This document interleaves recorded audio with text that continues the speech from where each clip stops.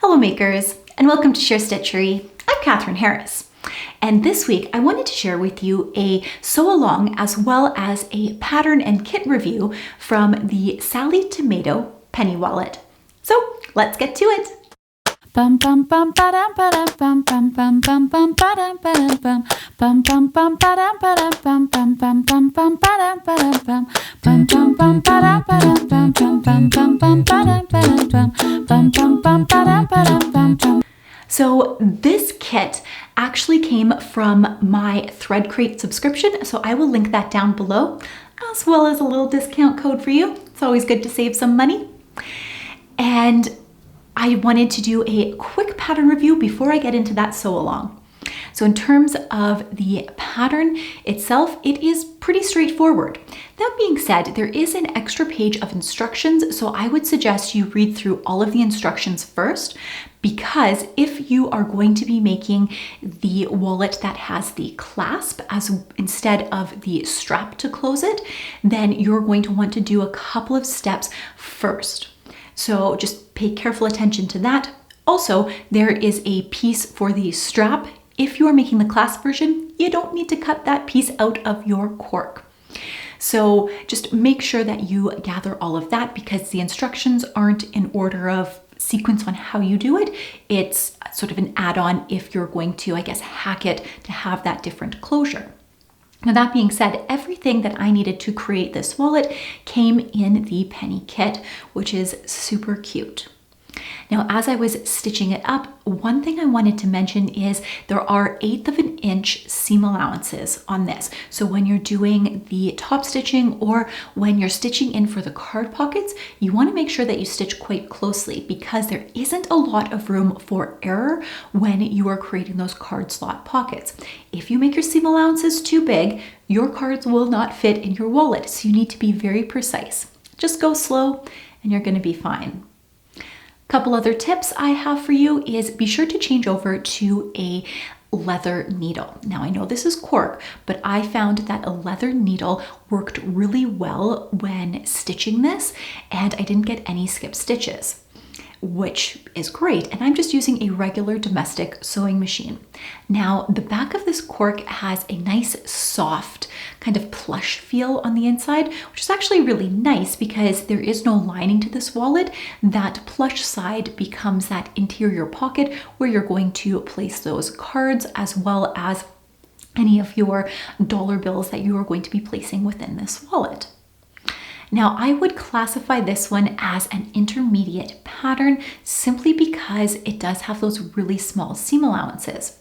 That being said, if you are worried about making those smaller seam allowances, one thing that you could do is to cut the exterior pieces slightly larger so that it gives you a larger room to kind of stitch around and create those pocket slots. You're still going to want to top stitch at that 1/8 of an inch along those pattern pieces and those card slots, but extending out that width gives you a little bit more room.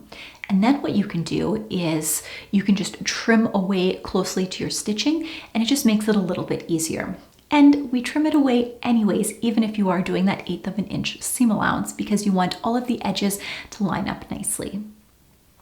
So now that I've talked a little bit about this pattern, I thought we'd get into this sew along. Let's get to it. What's included in the kit? So for the Lucky Penny kit, we have some cork that comes with the kit, or you could have leather depending on what kit you choose. And it also includes some hardware. And then you have the pattern with full colored instructions and then a nice sturdy sheet, but it is double-sided. So what I decided to do was just run it through my scanner and print it off on regular printer paper, the pattern. So now let's prep for sewing. So once you've cut out the pattern, I'm just using my pattern notcher to notch all of the notches, as well as cut out this little flap here so that we can mark exactly where it needs to go. So after I've cut it out on the wrong side of our pattern piece for the inside, we need to transfer some markings. So right here, I am just going to mark out the lines here for our welt pockets. Now these two side lines that I'm drawing right here for the strap, if you are doing the option with the clasp, you won't need that. And then I'm just drawing this out here. Just so you guys can see, you don't actually need to draw the rest of these marks on the inside here because you will want to draw that on the right side of your pouch. Now, the next thing that we're going to do is we're actually going to draw on these welt pockets. So I am going to use my quilting ruler to ensure that it is exactly accurate and the width is the same and it is straight across. And once that is done, I just like to double check the width of it from how far away it is from each of the edges to ensure that we do have that 1/8 of an inch seam allowance, as well as ensuring that it is exactly level. Once we have that done, we're going to take our rotary cutter and we are going to use our quilting ruler to draw a nice straight line. And you don't want to go right to the edge with your rotary cutter because you might go over. So you're just going to start in a bit and end before you get to that end part. Then you're going to take your scissors and you are going to snip towards the end as well as that side piece there. This will ensure that you get a nice perfect rectangle each and every time, and it's much easier than doing it by just starting with the scissors, and you get a very clean line. And we're going to repeat that exact same process on the other pocket slot that we have. Just going back and forth on that and clipping off the ends as we did before. And because we drew on the wrong side, even if you have any overlap, you're not going to see it on the right side, which is fantastic. And it should look like this. Now for the pockets and the slots.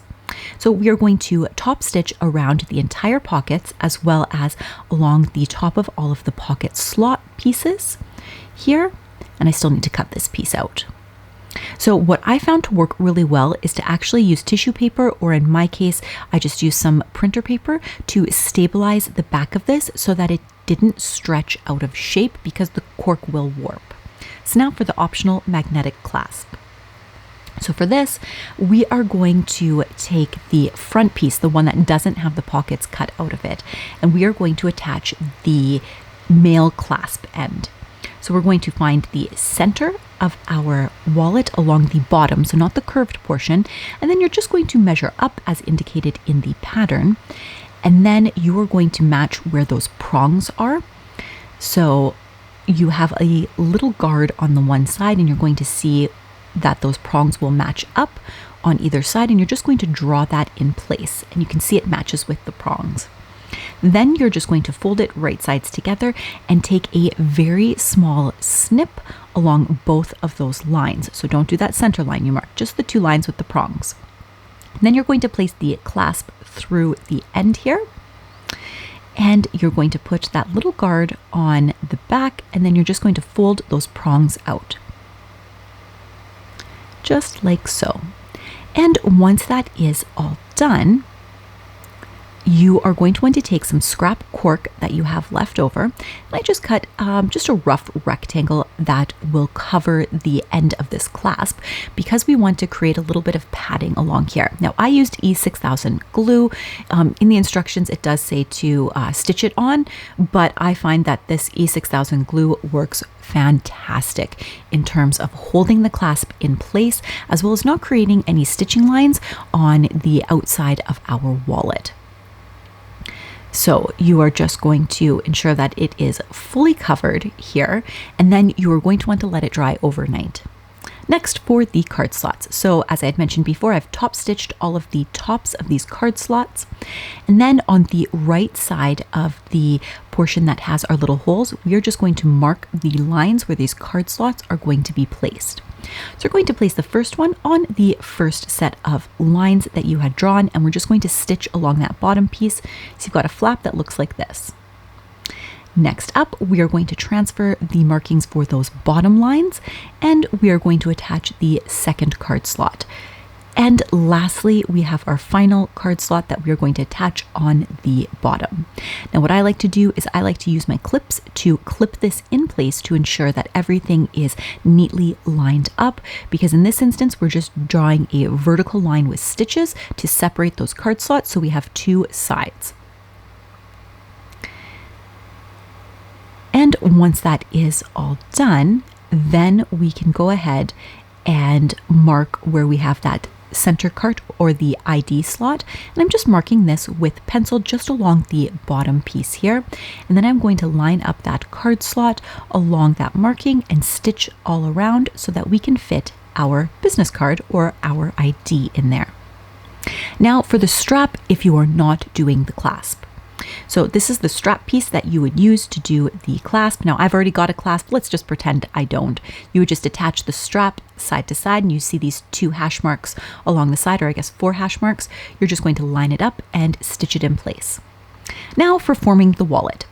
We are going to place our wallet's wrong sides together. So the inside as well as the exterior are wrong sides together. And then you are going to use your clips. Do not use pins because you will create holes in your cork, but use your clips to hold them together all around the perimeter of our wallet. And then the next thing that we are going to do is we are going to stitch all the way around. So you can see I've stitched all the way around here.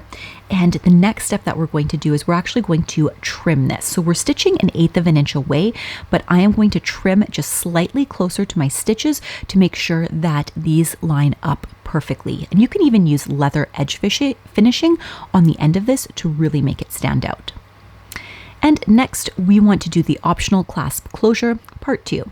So we need to make the final closure part, and you're going to unscrew the screws and you'll get 2 pieces.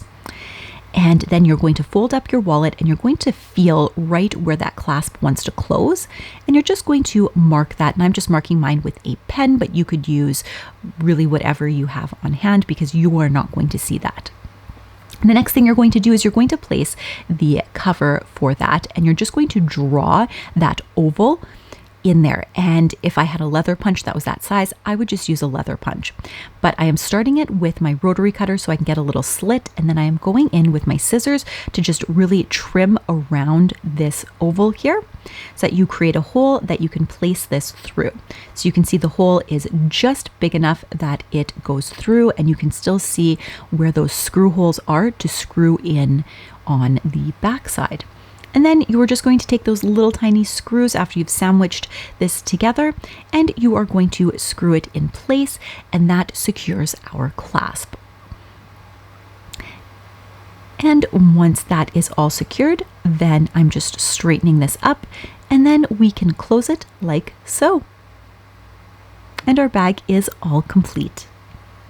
Bum bum bum ba-dum ba-dum bum bum bum bum bum ba-dum ba-dum bum bum bum bum ba-dum ba-dum bum bum bum bum bum ba-dum ba-dum bum bum bum bum ba-dum ba-dum bum bum bum bum bum ba-dum ba-dum bum bum bum bum ba-dum ba-dum bum bum bum bum bum ba-dum ba-dum bum.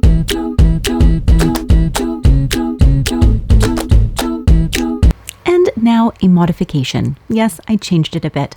I decided to create another pocket. Now, I took a look at the finished wallet and I thought I would make a couple of changes.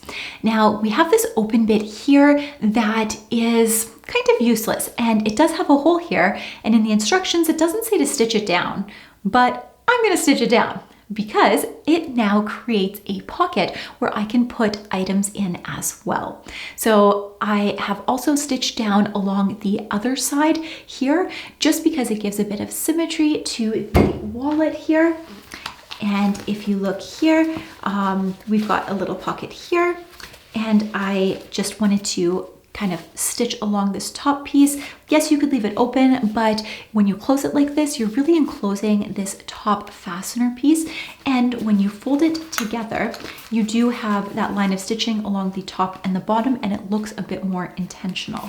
So I did add this top stitching to the wallet, even though it wasn't in the instructions, but I like it. You can leave it without that top stitching, or you can add it in just like I did. Really hope you enjoyed this video. If you did, don't forget to give it a big thumbs up. And if you haven't done so already, do consider subscribing. Until next time, makers, let's get our sewspiration on.